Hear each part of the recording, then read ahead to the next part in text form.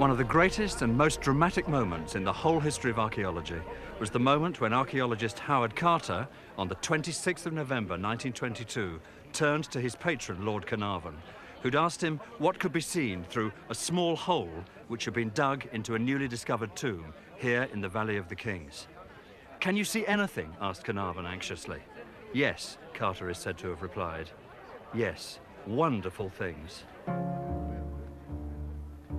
Those three simple words are enough to conjure up all the romance and excitement of the most successful treasure hunt of all time.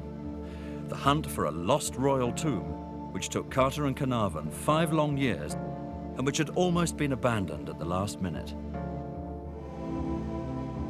Carter wrote of the day of days, the most wonderful that I have ever lived through. A wonderful day, wonderful things. Actually, like so many of the well-known stories associated with that newly discovered tomb, the one about wonderful things didn't quite happen like that. It started life about a year later with the official published version of events. At the time, Lord Carnarvon remembered Carter as saying, "There are some marvellous objects in here," while Carter himself, in his journal entry for that day of days, recalls saying, "Yes, it's wonderful." Anyway, whatever was actually said, Carter immediately set about enlarging that small hole which was in the sealed door.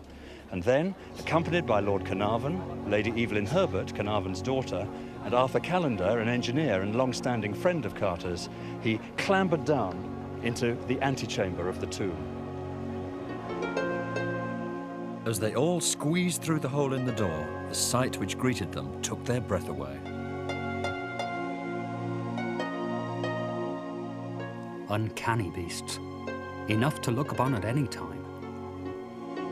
Their brilliant gilded surfaces picked out of the darkness by our electric torch, their heads throwing grotesque, distorted shadows on the wall behind them, they were almost terrifying. Next, on the right, 2 statues caught and held our attention. 2 life-size figures of a king in black, facing each other like sentinels, gold-kilted, armed with mace and staff.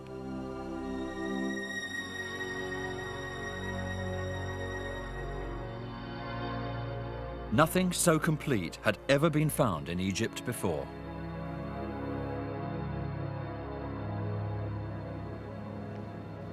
Having recovered from the excitement and resealed the small hole in the door, the party returned here to Castle Carter, overlooking the Valley of the Kings. Hundreds of questions flooded in on their minds. What might lie beyond that sealed door? Would there be a long passageway like the other royal tombs in the valley, or a series of small chambers, each with its own sealed door? Had the tomb been plundered? Were they absolutely certain there was a tomb there at all? And were there wonderful treasures to behold in addition to the things they'd already seen? Well, says Carter, the solutions to those mysteries would simply have to wait until the official opening in the presence of high-ranking Egyptians. So the party would just have to be incredibly patient.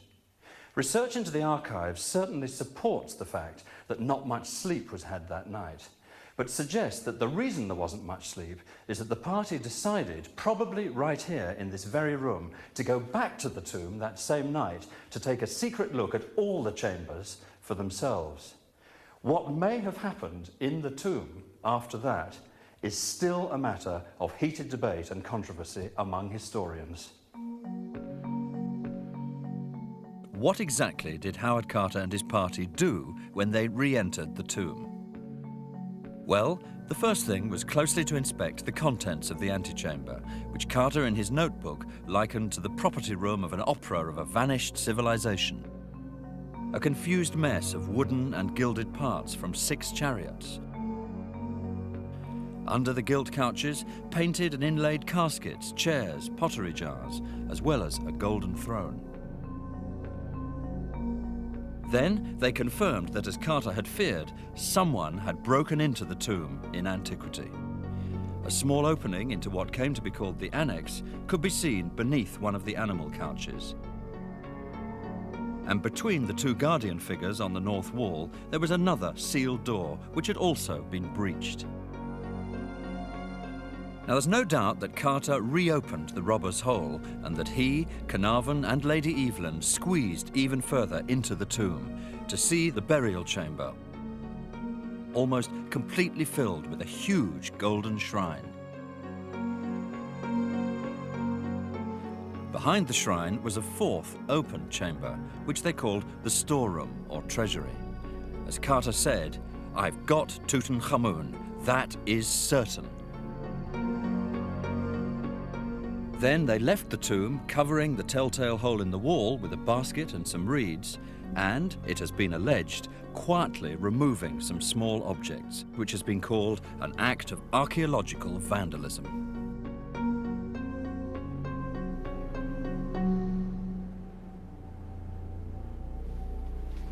Whatever the truth of the allegations, and Carter's papers about that night and the morning after are strangely confused about the order of events, it has to be said that the secret re-entry into the tomb and even the removal of one or two objects needn't necessarily have had sinister motives.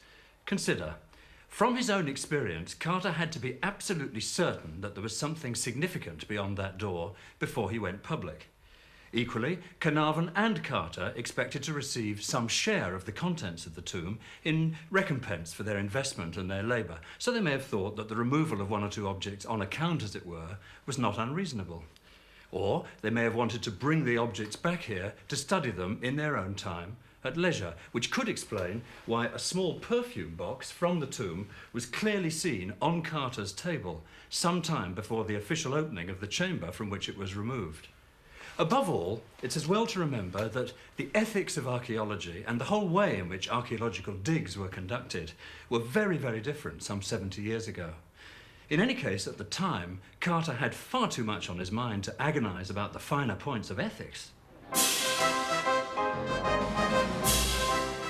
Only 2 days later, the official opening of the tomb of Tutankhamun took place. The Times report, published the following day, was the very first to make public the news of this staggering discovery.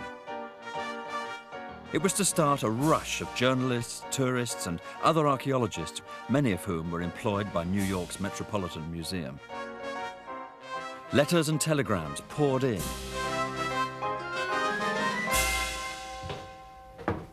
One welcome cable of congratulation came from Albert Lithgow, curator of the Egyptian department at the Metropolitan Museum in New York. Carter was quick to reply. "Thanks message, discovery colossal and need every assistance. Stop. Could you consider loan of Burton in recording in time being? Stop. Costs to us. Every regards, Carter, Cairo." The reply to this one came back almost immediately. "Only too delighted to assist in every possible way. Stop. Please call upon Burton and any other members of our staff. Stop." It was a very generous offer, and it helped to bond Carter to the Met, a museum which would benefit greatly from this relationship in years to come. Other offers of help flooded in as Carter and Carnarvon began to assemble the greatest team of archaeological experts the world had ever seen.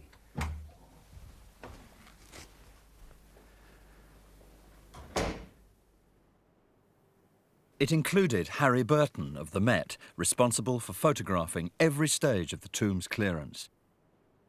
The museum also provided Arthur Mace, assistant curator and expert record keeper, and 2 architectural draftsmen. From elsewhere came a chemist and conservator, an historian and a philologist.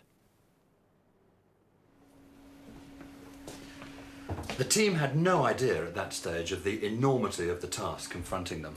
Lord Carnarvon wrote of the many weeks of work ahead of Carter. In fact, the recording and the mapping and the drawing and the photographing and the conserving of the many thousands of objects to be found within the tomb was to take all of 10 years. A routine was quickly established with the antechamber. Each object or group of objects was given a reference number. In the case of the Golden Throne, it was number 91. And it was photographed in situ with or without the reference number in shot. Each object was then located on a ground plan and given a brief description written by Howard Carter or Arthur Mace on a numbered reference card, sometimes with a drawing in pencil or ink to help with the details of visual identification.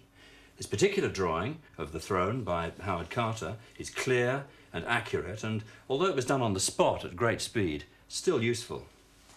Each object was then taken over to the laboratory tomb for cleaning and conservation, and to be rephotographed against a neutral background before being shipped off to Cairo. No wonder Carter sometimes thought, and even wrote, there was more to be done than any human agency could accomplish. The sheer enormity of the operation was without precedent, and the burden of responsibility was a heavy one.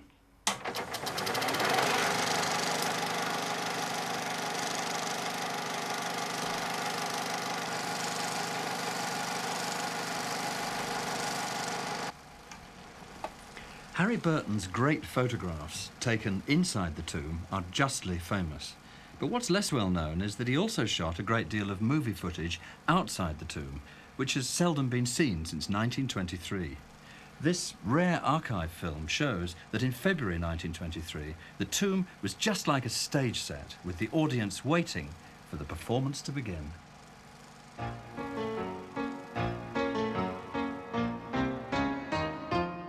The discoveries were being given more worldwide publicity than anything ever in the history of science. Almost overnight, Carter and Carnarvon became international celebrities. The tomb draws like a magnet. Around the top of the upper level of the tomb there is a low wall, and here they stake a claim, waiting for something to happen. We are really alarmed sometimes that the whole wall might give way and a crowd of visitors be precipitated into the mouth of the tomb. It was only a matter of time before all this hype began to get in the way of the painstaking work of scholarship and conservation which Carter and his team were trying to continue, often in sweltering conditions.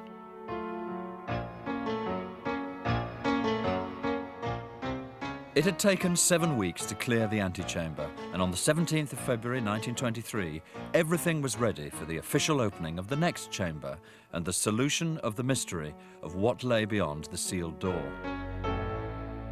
Carter and Carnarvon, of course, secretly knew the solution already. Carter stepped onto the wooden platform, stripped to his vest, and struck the first blow with his chisel. It took him nearly 2 hours to make a hole big enough for the assembled company to enter.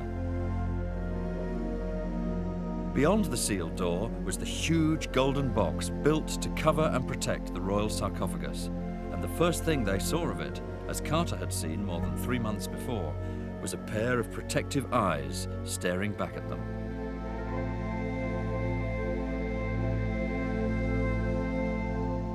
The strains of work, the deception, not to mention entertaining groups of dignitaries who by now were queuing up.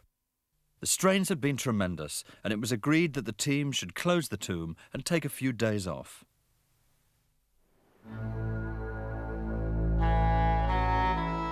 Carter locked himself in his house at the entrance of the valley, did his best to discourage visitors, and contemplated his future. Relations between him and Lord Carnarvon had reached breaking point, and a peacemaking letter written by Carnarvon to Carter at this time reveals how, amid all the stresses and strains, their working partnership had been developing into a very close friendship. I have no doubt that I have done many foolish things, and I'm very sorry. But there is only one thing I want to say to you. Whatever your feelings are, or will be for me in the future, my affection for you will never change. I'm a man of few friends, and whatever happens, nothing will alter my feelings for you. I could not rest until I had written to you. There's no record of Carter's reply, and Carnarvon was far too busy negotiating in Cairo and elsewhere to discuss such personal matters in the privacy they deserved.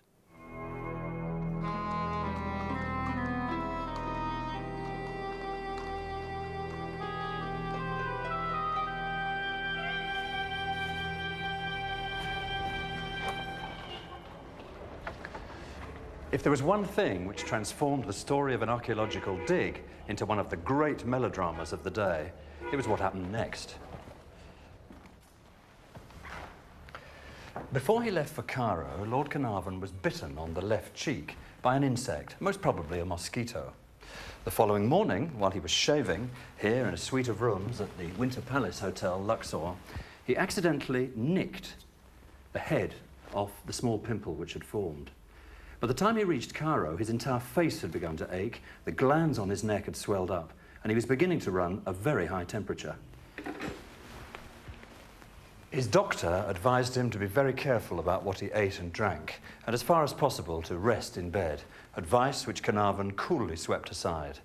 He continued to drink good bottles of claret, which had been shipped over from the cellars at Highclere, and even to go to the cinema, where he watched a film right through to the end, even though by now he was seriously and visibly ill.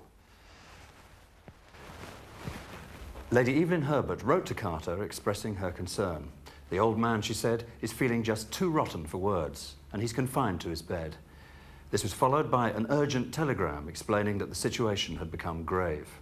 Carter rushed to Cairo to be at his friend's bedside. Lady Carnarvon was summoned from England, and the patient was heard to murmur, "I have heard the call. I am preparing."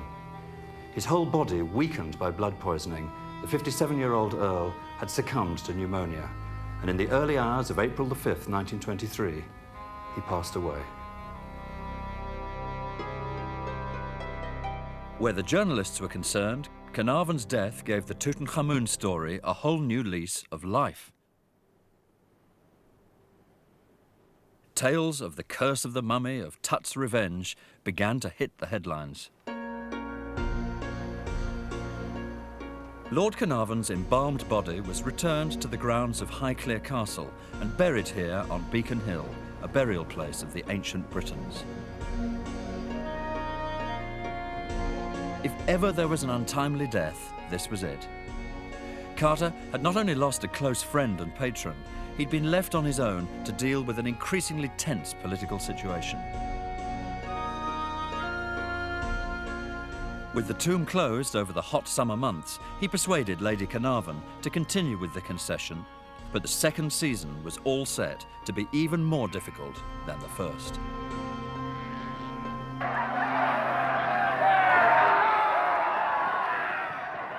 To add to Carter's problems, there were riots and demonstrations on the streets as the nationalists and their recently formed political party struggled to make their country independent of the protection of Britain.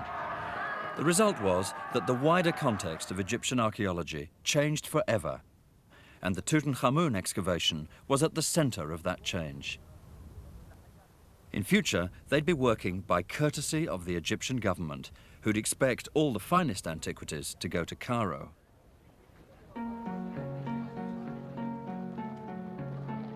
In October 1923, the first post-Carnarvon season was ready to start, but a by now constant stream of official visitors interrupted their work, and Carter was under increasing pressure from the Antiquities Department, under its outspoken director, Pierre Lecoux, to knuckle under to their way of managing affairs relating to the tomb. The first challenge was to open the great gilded shrine. The guardian statues had to be carefully removed and the whole of the north partition wall demolished.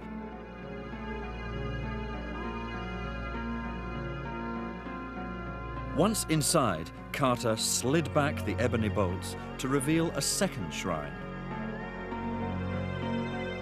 Only this time, the seal of Tutankhamun was unbroken. Finally, protected by no less than 4 massive shrines, there was the yellow sarcophagus itself, carved from a solid block of the hardest quartzite. The task of dismantling and shifting the 4 shrines, which disassembled into 51 separate sections, took far longer than expected. After our scaffolding and hoisting tackle had been introduced, it occupied practically all the available space. We bumped our heads, nipped our fingers. We had to squeeze in and out like weasels and work in all kinds of embarrassing positions. Eventually, by February 1924, the whole world was waiting for the granite lid of the sarcophagus to be lifted. As Egyptian officials and members of the team stood in silence, the lifting tackle took the strain. A huge slab, weighing over 1.25 tons, rose from its bed. A sight met our eyes that at first puzzled us. The contents were completely covered by dark linen shrouds. We rolled back these covering shrouds, and a gasp of wonderment escaped our lips. A golden effigy of the young boy king.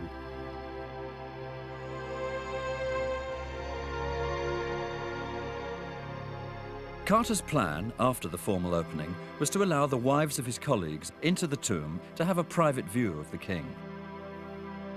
But the newly appointed Minister of Public Works in Egypt, a well-known nationalist, had been imprisoned for treason by the British a few years before. He took a deep dislike to Carter as a person, an Englishman, and as a walking symbol of imperialism. So in response to Carter's request, he refused to allow the ladies into the tomb. Why should they go in, he argued, before the wives of Egyptian dignitaries or even cabinet ministers? And by sending an armed column of policemen on camels and horses across the river to the Valley of the Kings to make sure that his instructions were fully carried out. Carter, by now so nervous and exhausted that he was said to be scarcely in control of himself, met with his team here in the bar at the Winter Palace Hotel to decide noisily and publicly on his best course of action. In the heat of the moment, he dictated a furious statement. Owing to the impossible restrictions and discourtesies on the part of the Public Works Department and its Antiquities Service, all my collaborators in protest have refused to work any further. I am therefore obliged to make known to the public that the tomb will be closed and no further work carried out. Signed, Howard Carter. By refusing to continue work at the tomb, Carter had in fact infringed the terms of the Carnarvon concession, and so it was duly cancelled.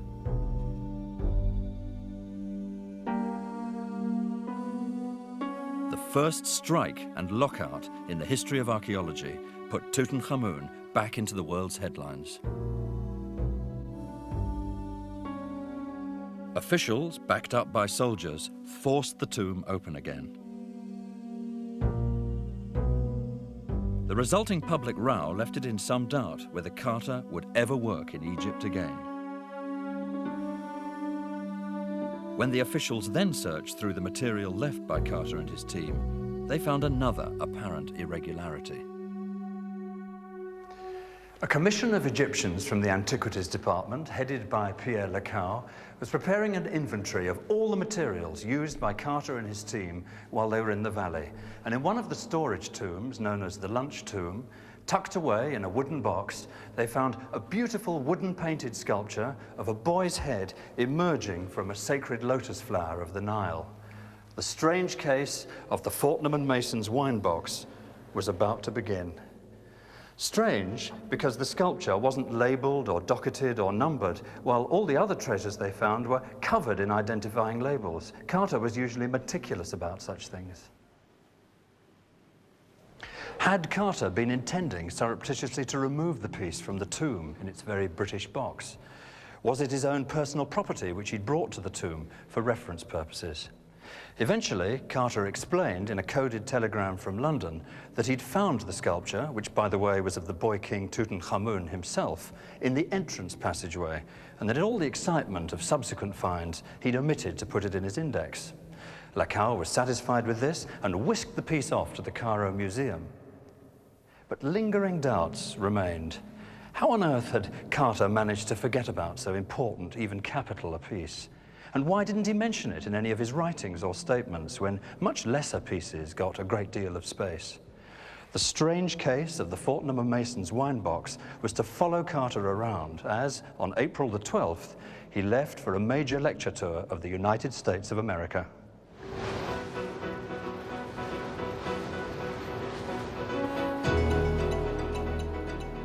His reception in New York, the first stop in a grueling whistle-stop schedule covering 18 cities in the States and Canada, was rapturous.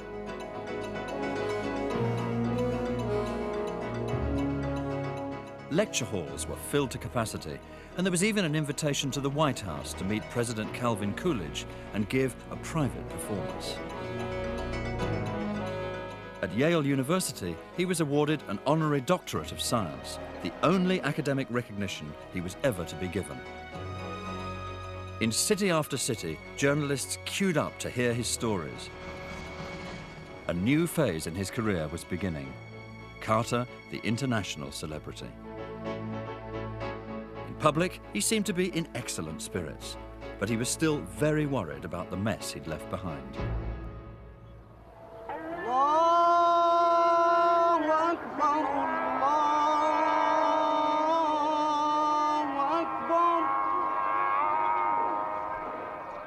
Back in Egypt, the struggle for national self-determination had led to more unrest and anti-British feeling.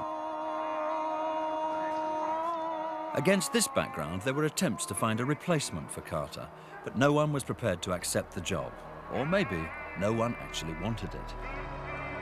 So Carter was invited back, but the exact deal required a lot of goodwill on both sides.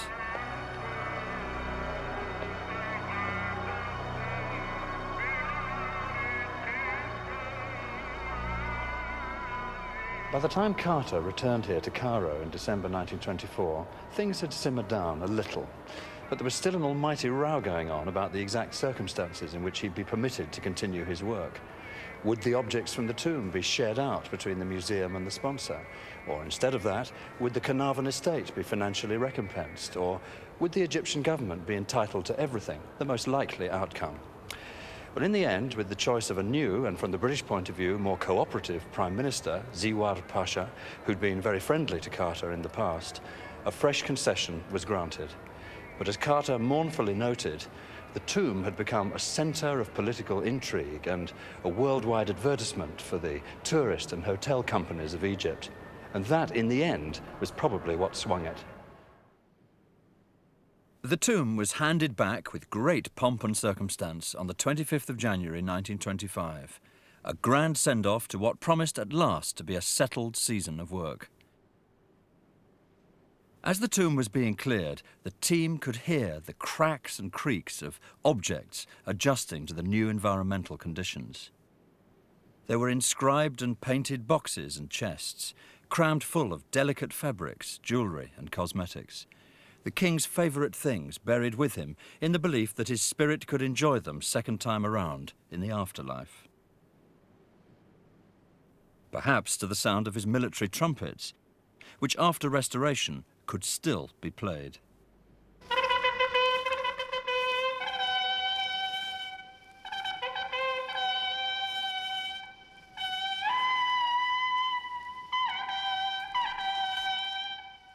There were hundreds of small articles of clothing, such as rush sandals, which almost fell apart to the touch. There were even more fragile linen gloves.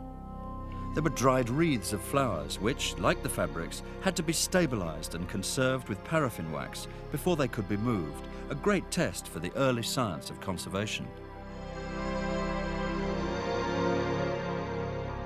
It's a tribute to chemist Alfred Lucas that of the many thousands of objects found, only 1/4% of them were lost. Without on-the-spot preliminary conservation, Carter estimated, barely 10% of the objects would have been fit for public display.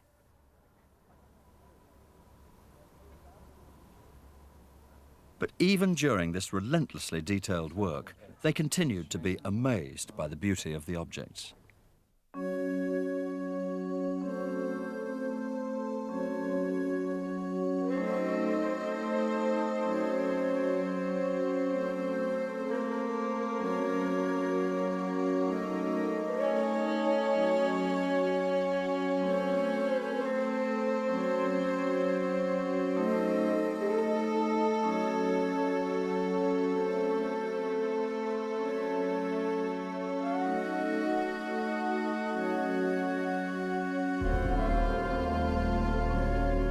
When the two main chambers had been cleared, it was time to tackle the delicate operation of raising and opening the nest of coffins within the sarcophagus.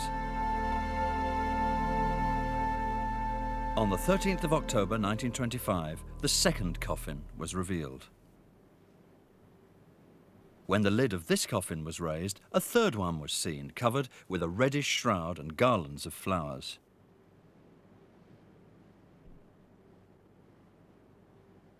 An astounding fact was disclosed. The third coffin, 6 feet 1 3/4 of an inch in length, was made of solid gold. Its weight was as much as 8 strong men could lift. An enormous mass of pure bullion. The face of this gold coffin was again that of the king. At 9:45 a.m. on the 11th of November 1925, a solemn group of Egyptian officials gathered around the golden coffin to witness the final opening and the revealing of the mummy itself. Carter found inside the coffin a black, resinous substance which fixed the mummy firmly in place. But what claimed everyone's attention was the golden image of the king. The mask, a beautiful and unique specimen of ancient portraiture, bears a sad but calm expression, suggestive of youth overtaken prematurely by death.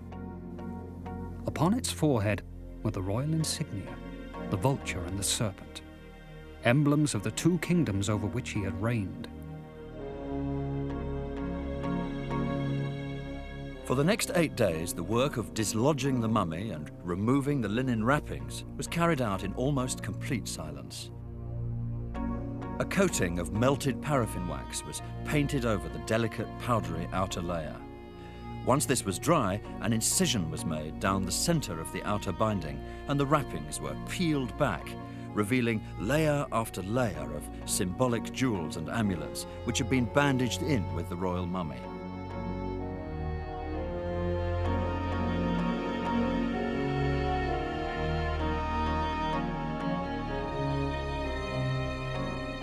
As each stage in the unwrapping process was reached, Carter made drawings of the exact position of each piece of jewellery on the king's head and neck, body and arms.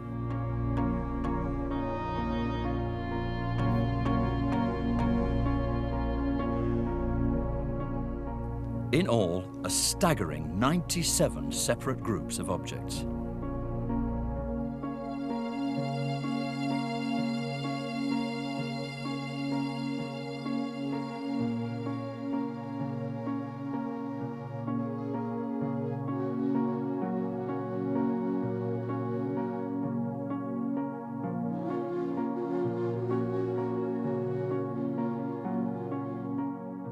But in the process of unwrapping all of this beauty and wealth, Carter and his team had had to burn, cut through, and chisel the pitch-like substance which held everything together, and even to dismember the corpse itself.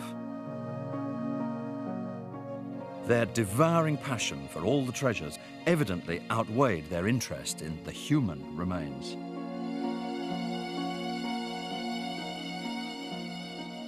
Forcing the mask from the dismembered face seems today to have been the final indignity.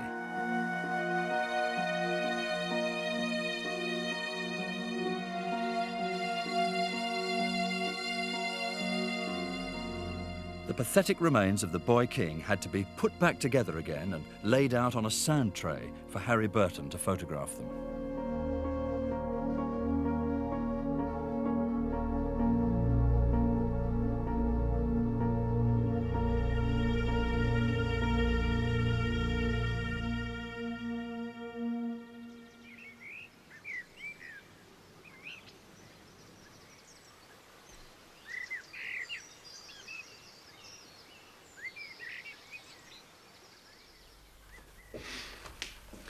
The following summer 1926, Howard Carter returned to England to recover from the strains and responsibilities of his great project. Meanwhile, here at Highclere Castle, Lady Carnarvon was busy preparing to auction off the entire contents of her late husband's collection of antiquities. Indeed, it was said that she was still so upset that she forbade anyone to utter the dreaded name of Tutankhamun anywhere on the estate. Now, in his will, Lord Carnarvon had suggested that Howard Carter be made negotiator or consultant in the event of a sale, and he tried hard to persuade Lady Carnarvon to cancel the public auction and to enter into private negotiations with the British Museum in London for some giveaway sum. In the end, the entire collection was sold to the Metropolitan Museum in New York for the princely sum of $145,000.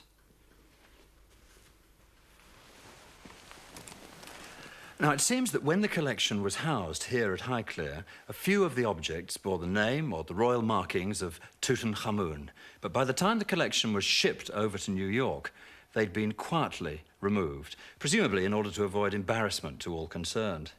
Perhaps this was the reason why Lord Carnarvon had been so insistent that Carter be named as negotiator. And perhaps it was also the reason why certain members of staff at the Met insisted on referring to the Carnarvon collection as a pocket collection. All these complex arrangements took some time, and when they were over, Howard Carter was quite ready to return to the next season back in the Valley of the Kings. The 1926 season began with an unemotional entry in Carter's diary. The outermost coffin containing the king's mummy, finally rewrapped, was lowered into the sarcophagus this morning. We are now ready to begin the investigation of the storeroom, or treasury.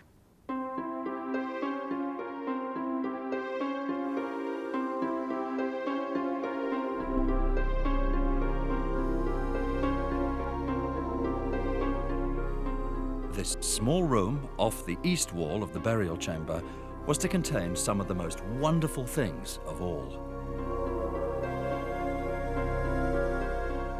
Immediately in front of the entrance lay the figure of the jackal god Anubis upon his shrine, swathed in linen and resting upon a portable sled. Facing the doorway on the farther side stood the most beautiful monument I have ever seen.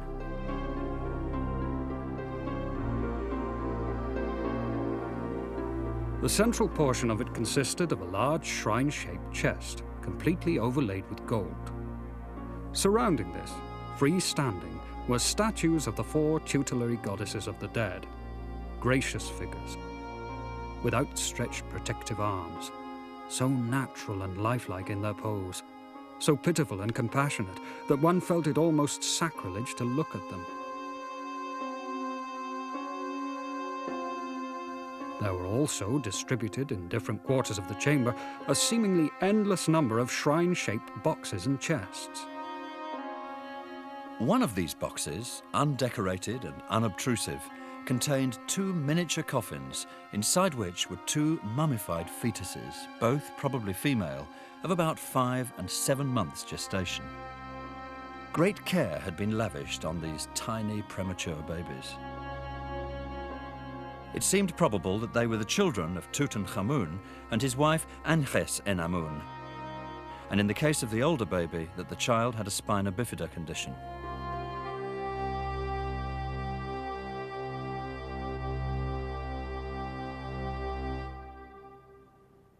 The next season, 1927-8, was taken up with clearing the annex, another small storeroom, this time off the antechamber.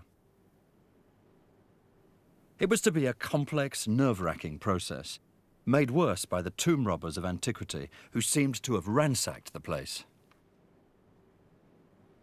The work proceeded steadily and methodically, but at some cost to Carter's health. Working in the confined space of the tomb for so long was to mean that he was seldom well again for the rest of his life.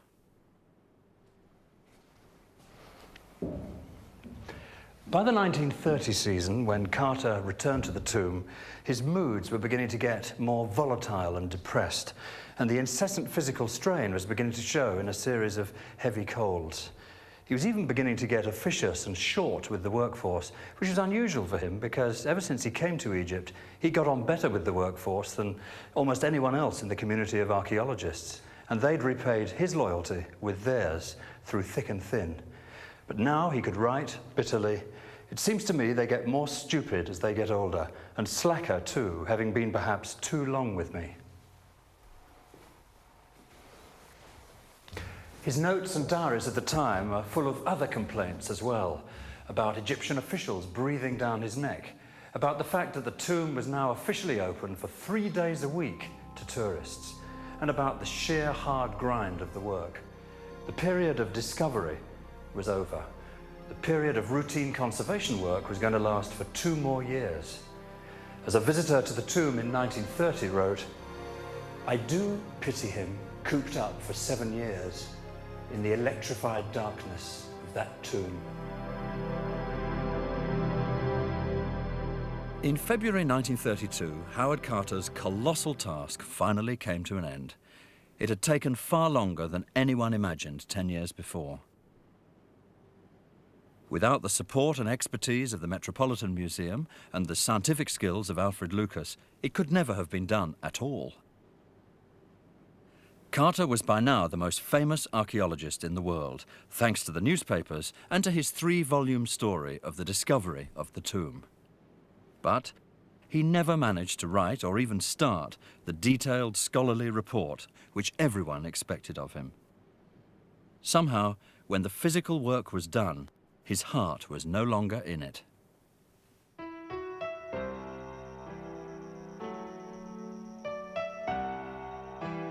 The pace of his life changed dramatically. He'd spend days on his own here at Castle Carter.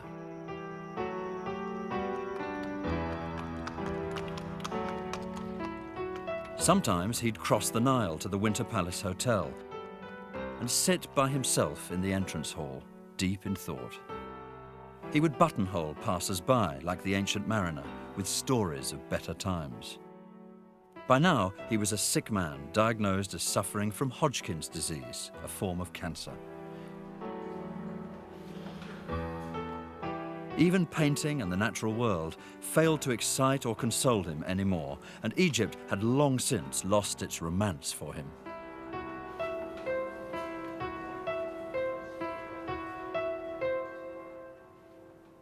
With less and less reason to visit Luxor and the Valley of the Kings, Howard Carter eventually came back to England and settled in a large London apartment here at Albert Court, South Kensington, overlooking the Royal Albert Hall. From this late Victorian building, he operated as a gentleman dealer, buying and selling Oriental carpets and ancient Egyptian antiquities, with some success, judging by the rows he had with the Inland Revenue. Although there were rumours of close personal attachments with a French woman living in King's Cross, or was it Norfolk, with a young man from West London, or was it the Valley of the Kings, Carter, in fact, lived here alone. And there's no conclusive evidence for any close association, male or female, throughout his life. He seems to have been the sort of person who was much better at making friends rather than keeping them. And he even kept his distance from his own family. All that is, except his brother William and his sister Amy, whose only child Phyllis became a very special favourite during his final years.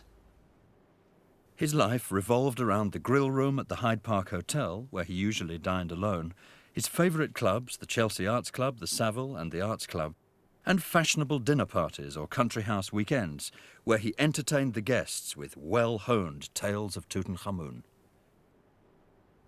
By early 1939, Howard Carter's failing health required the attentions of a full-time nurse. Phyllis, too, looked in regularly, but the end was approaching fast.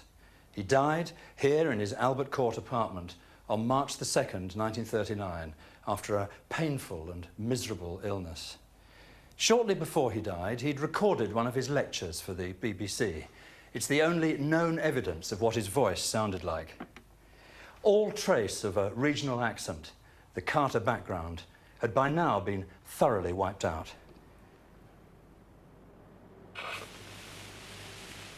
"33 centuries had passed since human feet last trod the floor on which we stood, and yet the signs of recent life were around us. A blackened lamp, a half-filled bowl of mortar. We had penetrated 2 chambers, but when we came to a golden shrine with doors closed and sealed, we realized that we were in the presence of the dead king. I suppose most excavators would confess to a feeling of awe when they break into a tomb closed and sealed by pious hands so many centuries ago.